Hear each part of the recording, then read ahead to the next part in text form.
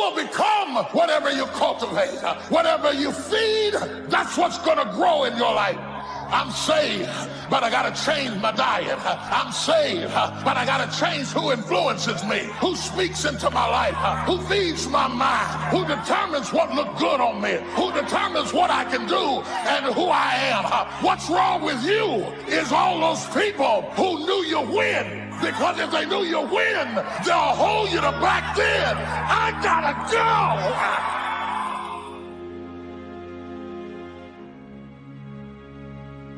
Many people give up on the 1 yard line. See, life is not just that simple. It's not that cut and dry. And that's why most people never realize their personal greatness, because they're casual about life. And when you're casual about life, you will end up a casualty.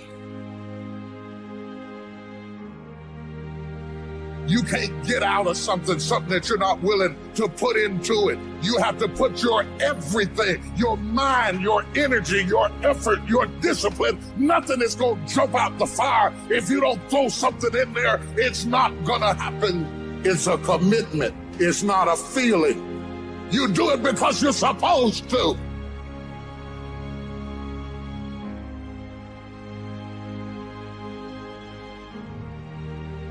Try your best to trust God. Trust God's timing, and when He is sending you bold signs and wonders, use those as confirmation. When God is trying to steer you in a particular direction, it's like little pieces of popcorn down a hallway, and at some point you're going to get to that whole bucket. Love yourself. Make caring for you the highest priority in your life.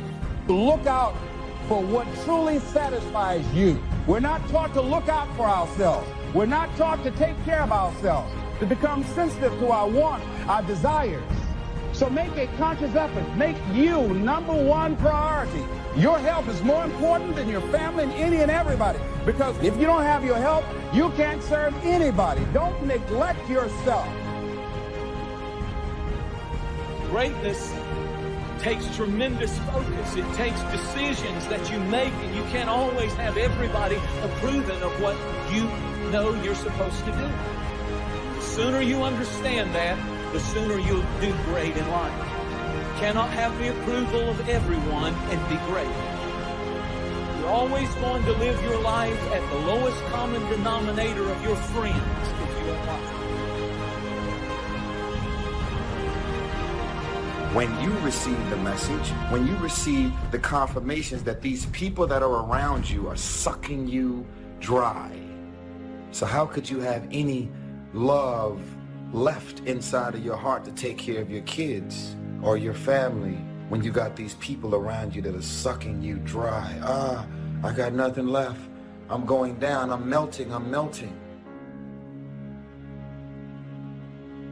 I become confident when I get the right view of other people and I get the right view of myself.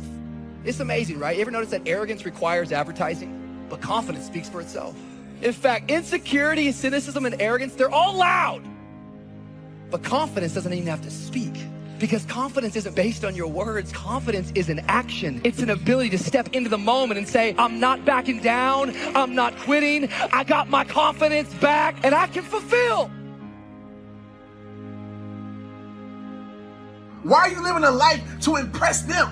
Why are you placing value on what they think? Doing all these things to impress them? Why?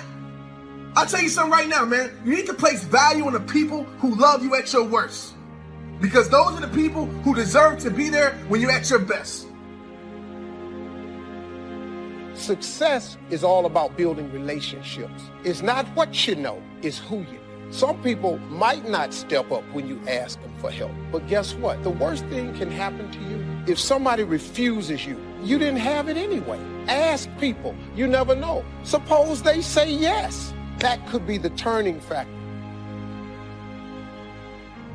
you will travel in the direction of your thinking. If you think down, you will go down. If you think up, you will come up. The way you think about your situation determines your reality. The way you think about your family determines your reality. The way you think about yourself. You're not being hurt by the way people think about you. Many of those people are a reflection of how you think about you. If you think about yourself a certain way, you will attract people who think about you a certain way. And you will expel from your life people who do not line up with how you think about yourself. The mind then becomes the battleground. The mind, Satan is always trying to do battle to take over your mind with warfare. Some of you is fighting your thoughts right now.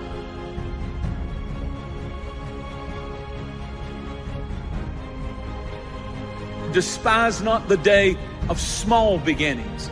And so many people say, when I get a big break, when a big door opens, when somebody notices me. But that is not the key to success. The key to success is to start where you are. Right where you are. Not when things get better, but start where you are.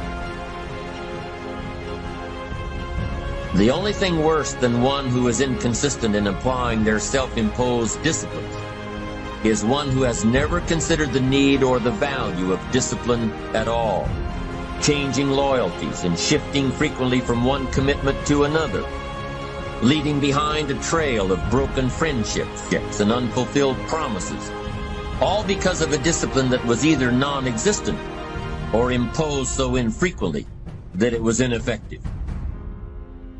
Most of us are worried about suffering. We're afraid of it. When we're suffering and sacrificing, we wonder whether it's worth it. We wonder whether sacrifice or setbacks or suffering is a sign it's not our real dream. See, at the gym, you'd never think, oh, I'm going through some pain and discomfort. This must be a sign I shouldn't be at the gym. You'd never think that. You have to break it down, suffer and sacrifice for it to grow. When you need motivation yourself, don't look for someone to scream and yell. Don't look for someone else to give you motivation. Look at yourself and remind yourself why you are doing what you are doing. This temporary pain, this fight, this is what will make you stronger. That's the key word, discipline, self-discipline, consistent self-discipline. It doesn't really matter how smart you are or how much you know if you don't use it. Better than knowledge is applied knowledge. And once we've applied our knowledge, we must study the results of that process. Get the clutter out. Start letting some of this junk go to make some room for something else. Do that with people. There's some people who's cluttering up your life. They're just holding and occupying a space that somebody useful, positive, could be holding that space. You don't even have time to look to see what else is out there because you all have all of these people surrounding you that's not enabling you to grow. Some of you tonight, you've experienced someone failing you. Maybe your mom was never there. Maybe it was a boyfriend who promised you the world but took off. Before you know it, what happens is these failures are holding us back from getting into our future. And these bad relationships are blinding us from all of the good potential relationships.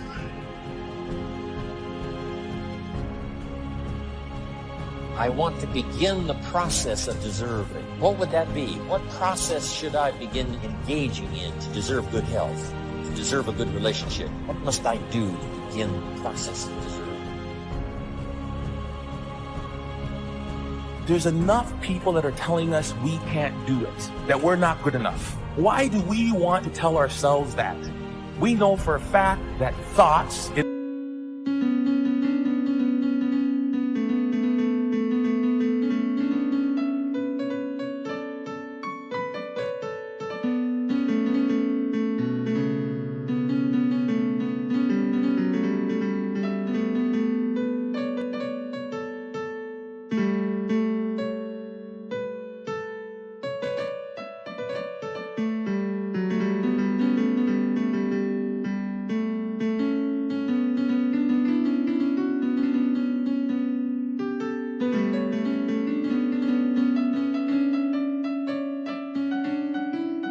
influence actions.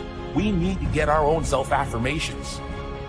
There need to be quiet moments in your bedroom, quiet moments when you're brushing your teeth, that we need to reaffirm, I am the captain of my ship and the master of my fate. It is your values. It is your ethics. It is how you make choices that gets you promoted. It is not your strength. It is not your talent. It is not how you fight. It is not how you draw. It is not your intellectualism. It is your values. So that when you're backed up against the wall and you have to make a decision, true leadership is how you make decisions in the moment. What do you care the most about? Being seen or being connected?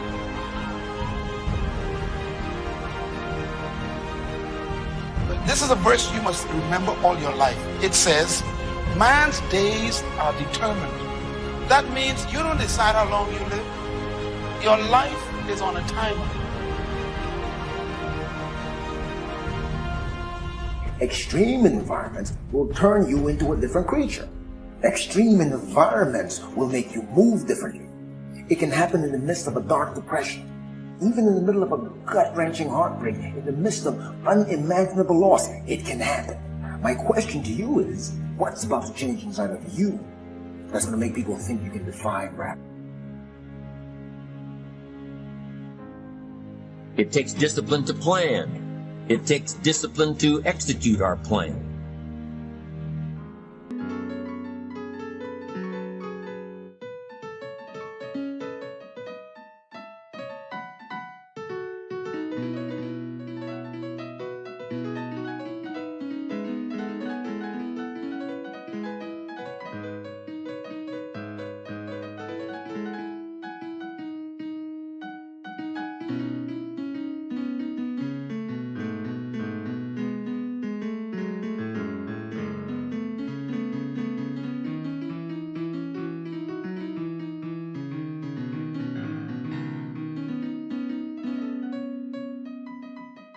And it takes discipline to change either our plan or our method of executing that plan if the results are poor. It takes discipline to ponder the value of someone else's opinion when our pride and our arrogance leads us to believe that we are the only ones with the answers. What are your expectations? What do you expect to get from life? What do you expect to get from your relationships? What is your ideal day? What is it that you expect from this journey that you're involved in? People that have a strong sense of self-approval, they have high expectations for themselves and from others. I must be great. I'm pretty. I must be great. I have this. Validation that comes from stuff is never God. I'm really rubbing the grain. Y'all with me? Are you still with me? You can't wear a watch until who made it? You step on the runway. What are you wearing? You got everybody's name on you but your own. So no one is better or less when it comes to time and change. You become what you are by how you use your 24. You have no idea how strong you are. You're not in this thing, life, by yourself. But one of the things that I know about this thing called life, recognize what had happened, the role that I played.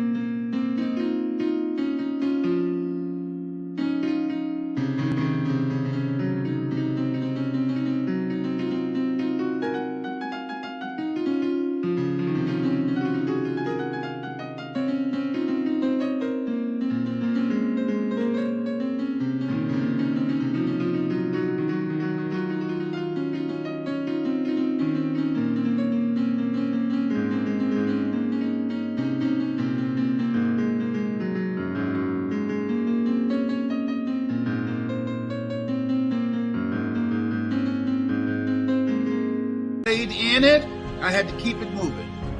Got to keep it moving.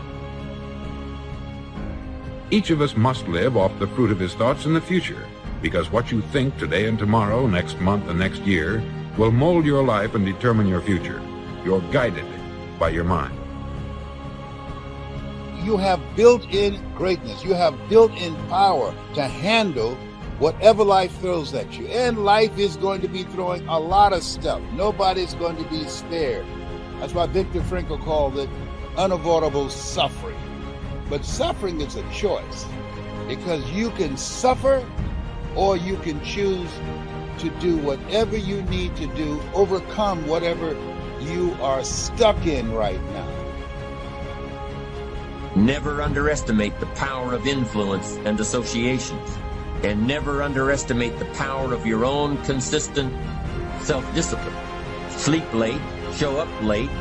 Waiting is always easier than acting. Imagine what life would be like if we didn't have to make our bed in the morning. Wouldn't it be fascinating if we didn't have to do these things? What do you suppose would become of us? You're right, not much. One of the great distractions of chasing our dreams is this thing that goes off in our head as we're negotiating the price we're paying. Is it getting too high? Is it too much? And you'll have people